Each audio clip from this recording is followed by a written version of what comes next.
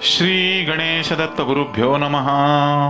स्थावरं जंगमं व्याप्तं यत्किंचित् सच्चराचरं तत्पदं दर्शितं येन तस्मै श्री गुरुवे नमः। परमपूज्य सद्गुरू श्री रामकृष्ण क्षीरसागर स्वामींना वंदन करून संघटित सत्संग मंडळांच्या या गुरुकार्यातील मोहिमेमधल्या 1645व्या भागाचं मी पठण करीत आहे। आज अश्विन कृष्ण दशमी, शनिवार दिनांक 26 ऑक्टोबर 2024। उपदेशामृत संग्रह भाग 7 या ग्रंथातील भगवान श्री दत्तात्रय सत्संग मंडळ मुंबई दिनांक 6/2/1993 बैठक क्रमांक 157। परमपूज्य सद्गुरू श्री रामकृष्ण क्षीरसागर स्वामी यांच्या श्री क्षेत्र गाणगापूर येथील आनंद यात्रेत त्यांनी वेळोवेळी भक्तांशी केलेल्या हितगुजाचे पठण सुरू आहे। भाग 12 या भागाच्या पुढील भागात परमपूज्य सद्गुरू आपल्या प्रासादिक वाणीतून पुढे म्हणतात, ज्ञानेश्वरांनी भिंत हलवून दाखवली। गावातील स्वतःला उत्तम विद्वान समजणाऱ्या माणसांनी, ब्राह्मण पंडितांनी त्यांना खूप छळले। अशा वेळेला ज्ञानेश्वरांना त्यांचा गर्व इतर मार्गांनी उतरवता आला असता, परंतु त्याने तसे न करता ती दगडांची भिंतच की जिच्यात अनेक दगड होते अशा सर्व दगडांच्या सहित ती भिंत हलवली। ज्ञानेश्वरांनी एक प्रकारे एकाच वेळेला अनेक दगड हलवून दाखवले व अशा प्रकारे अनेकांचा गर्व उतरवून त्यांना त्यांची जागा दाखवून दिली। संत मीरा हिच्या बाबतीतही असेच घडले। मीरा ही भगवंताच्या दृष्टीने पाही, तिला तिच्या नवऱ्याने कोंडून ठेवले। प्रत्यक्ष भगवंताशी ती त्या काळात बोलत असताना तिच्या नवऱ्याने तिच्यावर वाईट आरोप केले, विष पाजेपर्यंत गोष्टी केल्या। अखेरीस दिराने तिला तिच्या देवाला घेऊन घराबाहेर काढले। मीरा तेव्हा वृंदावनात गेली, तिथे ती नाचू लागली, भगवंताशी ती रममाण झाली। परंतु हे घडत असताना इकडे तिचे घर मात्र उतरणीला लागले, सगळे वैभव लयाला जाऊ लागले। अखेरीस तिच्या घरच्यांना कोणीतरी बाहेरच्यांनी ही गोष्ट लक्षात आणून दिली। मीरा इथे घरात असताना कसे सर्व चांगले चालले होते हे सर्वांना आठवू लागले। अखेरीस तिला तिचा पती दीर घरी आणायला म्हणून वृंदावनात गेले, परंतु मीरा त्यांना कुठेच सापडली नाही। खूप शोध घेतला पण उपयोग झाला नाही, कारण मीरा तोपर्यंत ईश्वराशी एकरूप होऊन गेली होती। असे सर्व संतांच्या बाबतीत घडलेले आहे। खरे पाहता हे संत सर्व लोकांच्या कल्याणासाठी येत असतात, पण हे लोकांना कळत नाही, उलट ते त्यांचा छळच करतात। हे असे सर्व घडत असले तरी जेव्हा त्यांना कोणी छळायला सुरुवात करतात त्यांना ती शक्ती धडाधड शासन हे करीतच असते। कुत्रीही एकमेकांना पाहून ओरडत असतात, भगवंत मात्र स्वतः डोळे मिटून सगळीकडे पाहत असतो। त्याचे अस्तित्व मात्र दाखवण्यासाठी आम्हाला त्याने नेमले आहे।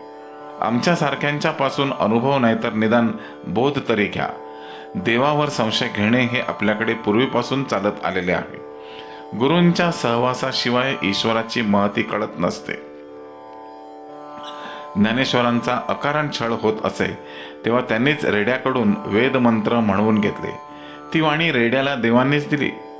ही शक्ती अशाच पद्धतीची असते।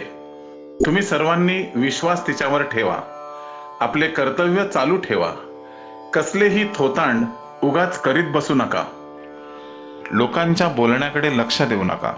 तुम्हाला जर इतर साधू संतांची चरित्रे वाचायला मिळाली तर जरूर वाचा। अशी चरित्र वाचायला कसलीही माझी हरकत नाही।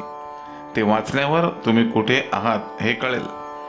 चमत्कार हे आमच्या सारख्यांच्या जीवनात घडावे लागतात, तर भक्तांच्या जीवनात चमत्कार करावे लागतात। काही वेळेला करूनही दाखवावे लागतात। मी जे हे 4 शब्द तुम्हाला सांगत असतो ते देवाची आज्ञा आहे म्हणून सांगत असतो। हे शब्द खाली पडू देऊ नका। हे शब्द मंत्र म्हणूनच तुमच्या जीवनात आचरा।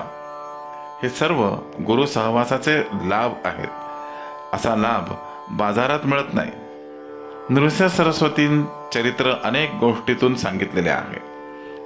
स्वतः ते वाचत असताना स्वतः ऐकावे म्हणजे एकाग्रता वाढते। गुरुचरित्र आपल्याकडे जे आहे ते गुरुचरित्रच आहे। शिष्य चरित्र हे त्यांचे नसते, तर ते आमच्यासारख्यांचे असते. हे बीजही त्यांनीच लावले आहे. आजही चरित्र चालूच आहे. स्त्रियांनाही मी अवतारणिका वाचण्यास सांगितले आहे. हा भाग तुम्ही सर्वांनी लक्षात ठेवा. त्यांचा आशीर्वाद असल्याशिवाय कोणतीही गोष्ट केली जात नाही. पूर्वी एका अयोग्य व्यक्तीने गुरुचरित्राची पारायण केलं तर चालतील काय असे मला विचारले. मी त्याला नको वाचूस म्हणून सांगितले, पण त्याने काही माझे ऐकले नाही. त्याने 3 पारायणे तरीसुद्धा पूर्ण केली, परंतु जेव्हा 4थे पारायण सुरू केले तेव्हा त्याच्यासमोर एक प्रचंड अकराळ विकराळ शक्ती उभी राहिली. ते पाहिल्यावर एकदम चित्र बदलून गेले. पुढे त्या शक्तीचा धसका घेऊन ती व्यक्ती वेड्यासारखी करू लागली. त्यांना मग माझ्याकडे कुकडी वाड्यात आणले. मी तरी अशा चुकीच्या वागण्याला काय करणार. माझी त्याने क्षमा मागितली, पण देवाने ऐकलं नाही. त्यामुळे नाईलाज झाला. गुन्हा केला की प्रायश्चित्त मिळालंच पाहिजे. त्या व्यक्तीला स्वतःच्या पत्नीच्या चारित्र्याचा संशय यायचा. त्यामुळे त्याने एकदा दुपारी पत्नी झोपली असताना तिच्या डोक्यावर पाटा घातला. पोलिसांनी अटक केली. 14 वर्षांची त्याला पुढे शिक्षा झाली. शिक्षा भोगत असताना तुरुंगातच आरोपींच्या ने आणण्यासाठी गाड्या फिरत असतात. त्यातल्या एका मोटारीच्या खाली तुरुंगातच त्याने आत्महत्या केली. मूळ व्यक्ती हलक्या दर्जाची होती. मनात पक्का ब्राह्मण द्वेषच असे. ऐकण्याचीही वृत्ती नसायची. एखादी मण्यांची माळ तुटल्यावर माळेचे सारे मणी जसे सैरावैरा होतात तसे सर्व घडले. सबंध कुटुंबाची वाताहत झाली. वर्णानाम ब्राह्मणो गुरु असे म्हणतात ते खरेच आहे. आमच्यासारख्याचे जीवन हे प्रवाहासारखे असते. अनेक अडथळे या जीवनात पार करावे लागतात. जेवढे गुरु आहेत ते ब्राह्मणच आहेत. तुम्ही कितीही अडचणीत असलात तरी तुम्हाला आम्हीच वाचवत असतो. हल्ली काही ब्राह्मण मांसाहार करू लागले आहेत. ते एकदम चूक आहे. देशाचे संरक्षण करताना क्षत्रियांनी मांसाहार घ्यावा. नुसते पोट भरण्यासाठी अथवा स्वतःच्या देहरक्षणासाठी मांसाहार करण्याची गरज नाही. राजपूत हे खरे क्षत्रिय आहेत. त्यांनी ते खायला हरकत नाही. हल्ली समाजात मांसाहार केवळ शक्ती वाढवण्यासाठी केला जात आहे. हा कलियुगाचा प्रभाव आहे. तुम्हाला कोणालाही असा आहार खाण्याची गरज नाही. जेवढे शक्य आहे तेवढे तुम्ही पवित्र राहाच. आचार चांगले ठेवा. तुमची राहणी पाहून तुमचे वेगळेपण लोकांना दिसले पाहिजे. तुमचे गुरु कोण आहेत हे लोकांना त्यामुळे आपोआप ठाऊक होत असते. घरामध्ये आपल्या कितीही प्रिय असलेल्या व्यक्तींचे त्यांच्या पश्चात फोटो लावू नका. तुम्हाला त्यांची जेव्हा आठवण येईल तेव्हा त्यांच्या तिथीच्या वेळी त्यांचे फोटो बाहेर काढून पहा. मी तुम्हाला हे अधिकाराने सांगत आहे. हा अधिकार व्यक्तीच्या दर्जावर असतो व तो वयावर नसतो. मी रागावल्यावर तुम्हाला राग येत असेल तर तो येऊ देऊ नका. अभिमान बाजूला ठेवा. आमच्यासारख्यांच्या आश्रयाला तुम्ही आल्यावर तुम्हाला जीवनात जगायला निर्भयता येते. तुम्ही जगायला पात्र होता. केवळ संपत्ती मिळवून जीवन आनंदी होत नाही. संपत्ती एक तर मिळाली तर ती जन्मभर पुरत नाही व ती जेव्हा जवळ असते तेव्हा अनेक प्रकारची भये असतात. या भयांची काळजी करीत बसल्याने आयुष्यही कमी होते. मी काही समाजसुधारक नाही. मुसलमान माणसे दर्शनाला आली तरी चालतात.